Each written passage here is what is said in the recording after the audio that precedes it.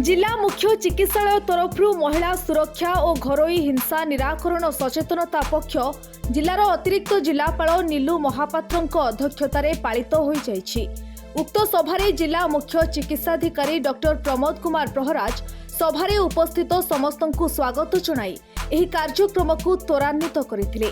एही सभारे ओमसा सभापति डॉक्टर किशोर मिश्र, अतिरिक्त जिला जनस्वास्थ्य अधिकारी डॉक्टर सचिदानंद मिश्र, प्रशासनिक अधिकारिणी आद्यशा रथ, अतिरिक्त जिला आरक्षी अधीक्षक सुधाकर साहू, जिला मिशन शक्ति कार्य परिचालिका आरती साहू, अतिरिक्त जिला शिक्षाधिकारिणी स्वर्णलता महापात्र, जिला कार्य परिचालिका गीतांजलि दास, जनस्वास्थ्य जोगाजोग अधिकारिणी मिनती महापात्र, डीपीएम ओएलएम प्रशांत पाढ़ी समेत जिलार समस्त ब्लॉक रो मेडिकल अधिकारी उपस्थित थिले। जीरो आमर थिला जे ए जो जेंडर बेस्ड वायोलेंस पर गोटे वर्कशॉप थिला।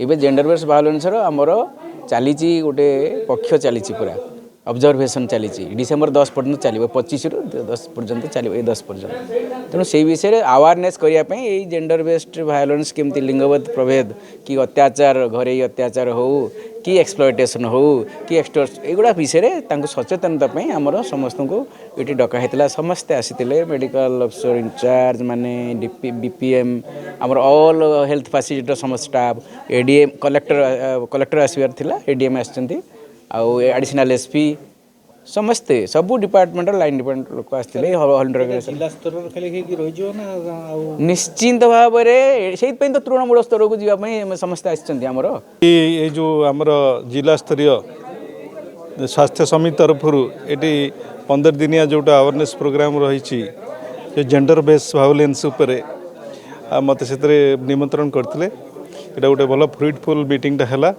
उपाध्याय कथा मध्य समस्ते कहले से आमर जी थिला आईन रो प्रवर्धन ये विषय में आलोचना कलु बहुत भल लगे।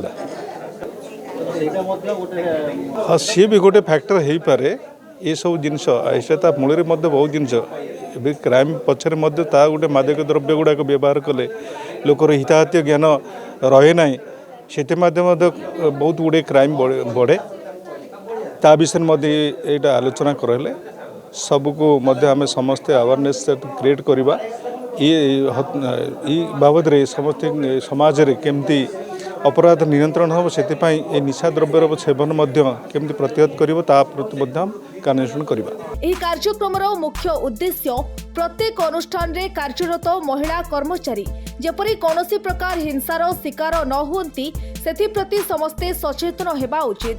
एहा प्रत्येक परिवार रु ही आरंभ हेबा उचित। समाज रो पुओ झियो भेदभाव दूरेई देबा सहित हिंसात्मक पक्षपातिता दूरेई दे समाज को आगकू नेबा पई एही कार्यक्रमर मूल लक्ष्य। एटा गोटे अति कदर्य भूल जेतिक भसाणी कहतु देवादेवी पूजा कहतु सबुठी भसाणी दिन आल्कोहल रो प्रचुर व्यवहार संस्कृति को नष्ट करा होछि। शिक्षा व्यवस्था रे आमर वैदिक संस्कृतिर टिके भी उपलब्धि नहीं।